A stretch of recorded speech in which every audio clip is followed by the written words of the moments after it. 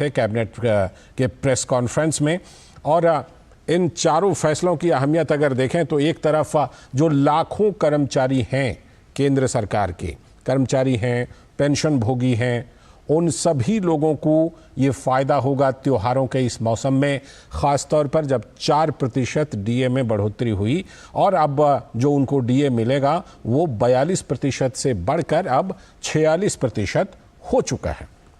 इसके साथ ही जो रेलवे के नॉन गजटेड कर्मचारी हैं, 11 लाख, करीब 12 लाख, 11 लाख से भी ज़्यादा कर्मचारी हैं, उनकी संख्या रेलवे कर्मचारियों की, उनको 78 दिन का बोनस देने का फैसला इस कैबिनेट ने लिया है। तो इस कैबिनेट की बैठक में ये भी एक बड़ा फैसला है। और किसानों के लिहाज से अगर देखें तो जिस तरह से कि गेहूं समेत 6 फसलों की एमएसपी में न्यूनतम समर्थन मूल्य में बढ़ोतरी का फैसला लिया गया है, ये भी काफ़ी अहम फैसला है।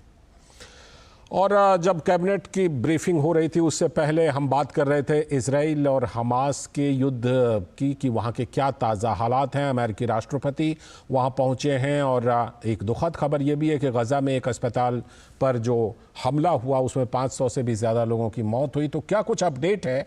अमृतपाल सिंह ग्राउंड ज़ीरो से हमारे साथ जुड़ चुके हैं और ताज़ा जानकारी देने के लिए।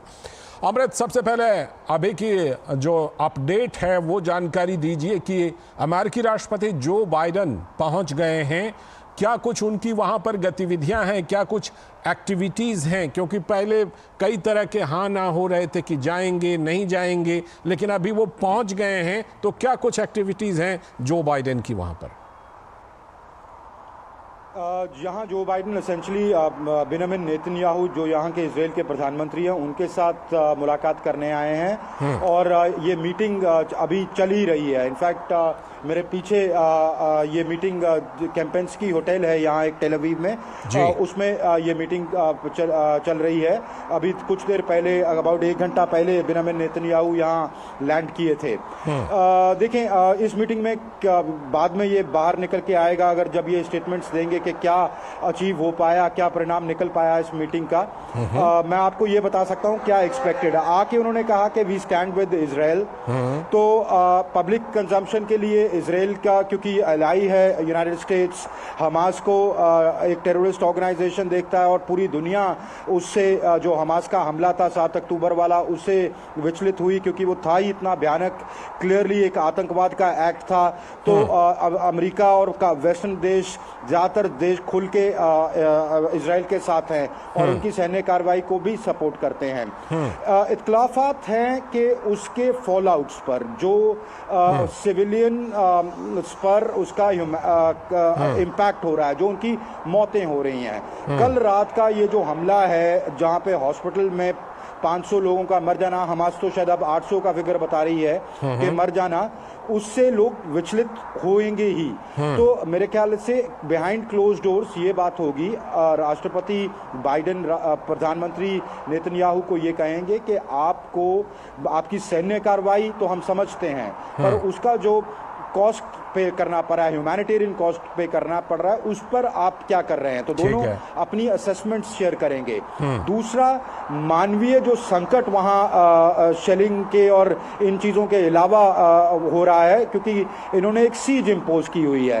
तो ना वहां पीने को पानी बचा है, ना मेडिसिन बची हैं, खाने की बहुत शॉर्टेज है, ईंधन की बहुत शॉर्टेज है, हॉस्पिटल्स ओवरफ्लो कर रहे हैं, लोग डिस्प्लेस हो रहे हैं। तो वो सब, उसका क्या हल निकाला जाए, तो उन चीजों पे बातचीत होगी।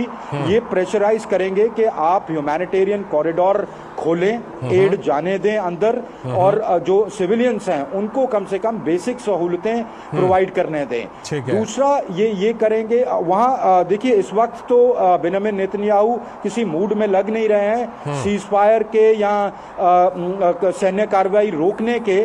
तो देखते हैं क्या निकलता है। क्या एक विंडो होती है कुछ देर की जिसमें ह्यूमैनिटेरियन सप्लाईज हर रोज जा सकें, वो सब कॉन्टूर्स वर्कआउट होंगे जब ये इस मीटिंग से बाहर आएंगे। और मीडिया से मुखातिब होंगे। जी अमृत, आपने जो अस्पताल पर हमले का जिक्र किया, हम उसी पर आने वाले थे। इसमें दोनों ने एक दूसरे के ऊपर आरोप लगाया है। एक तरफ हमास का कहना है कि इजरायली सेना ने हमला किया है, दूसरी तरफ इसराइल का कहना है कि नहीं ये हमास का मिसफायर है जिसकी वजह से ये हुआ है। क्या इसके बारे में वहाँ ग्राउंड जीरो पर आपको कुछ पुष्टि हो पा रही है? क्या कुछ इस तरह की खबर मिल पा रही है कि आखिर ये जो हादसा हुआ ये हुआ कैसे? देखिए, मैं इजराइल में हूं, मैं टेल अवीव में हूं, इजराइल की राजधानी में।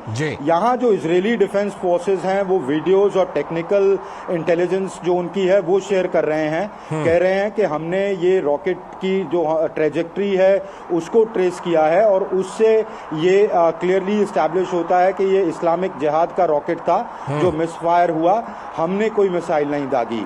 पर वहीं हमास कह रहा है कि इजराइल ने ये जान के किया है और उनके सिविलियंस को जान के हॉस्पिटल में मारा है।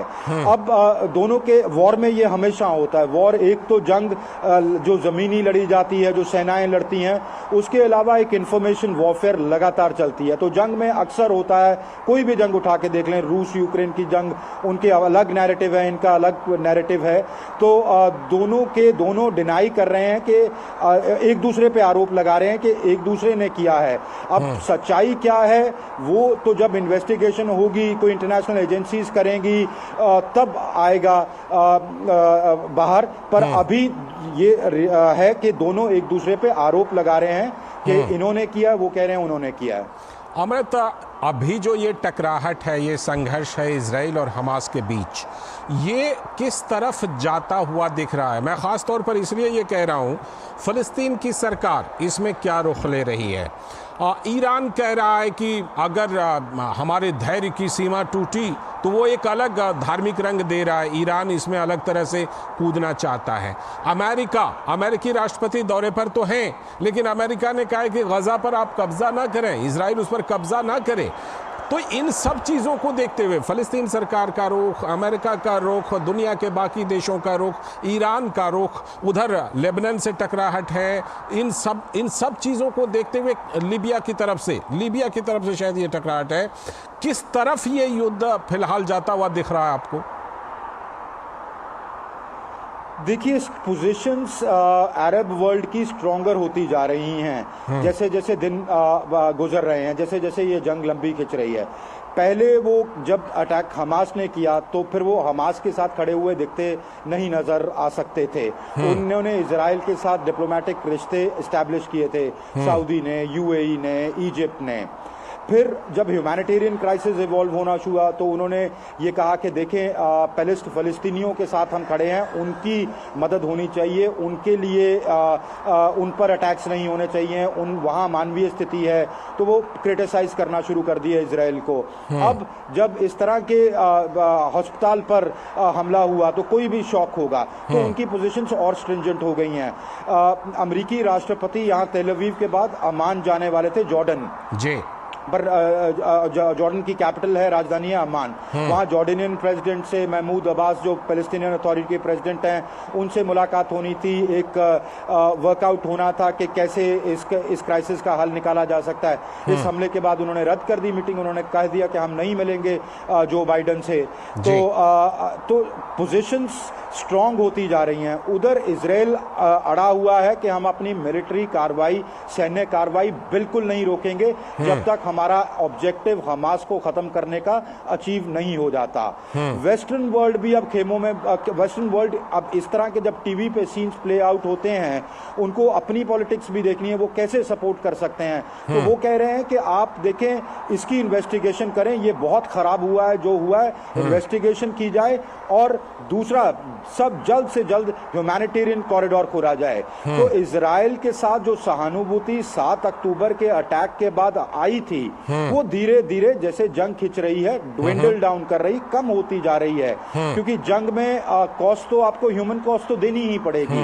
तो पर फिर दुनिया धीरे धीरे आपसे पोजीशंस मूव अवे करती हैं। तो ये अभी स्थिति ये है, जैसे जैसे जंग बढ़ेगी आने वाले दिनों में देश अपनी पोजीशंस चेंज करेंगे। जी, लगता तो यही है फिलहाल अमृत के आतंकवाद और आतंकवादी हमले की कार्रवाई से ये मामला शुरू हुआ था, लेकिन अब लगता है कि ज़्यादातर देश इसमें अपनी पोजीशन को शिफ्ट कर रहे हैं और आतंकवाद की चर्चा जो केंद्र में होनी चाहिए थी वो कहीं ना कहीं इस चर्चा से धीरे धीरे कई सारे देशों ने इसे इस चर्चा से साइड कर दिया। बहुत बहुत शुक्रिया आपका जुड़ने के लिए। ग्राउंड जीरो से अमृतपाल सिंह हमारे साथ जुड़े थे और वहाँ की जानकारी दे रहे थे कि क्या कुछ इस समय इजराइल और हमास के बीच युद्ध में चल रहा है। वक्त है अभी एक ब्रेक का, और ब्रेक के बाद जब लौटेंगे तब करेंगे आज की खास चर्चा कि किस तरह से विपक्षी गठबंधन जो है वो परिवारवाद को लेकर के दुविधा में है क्या,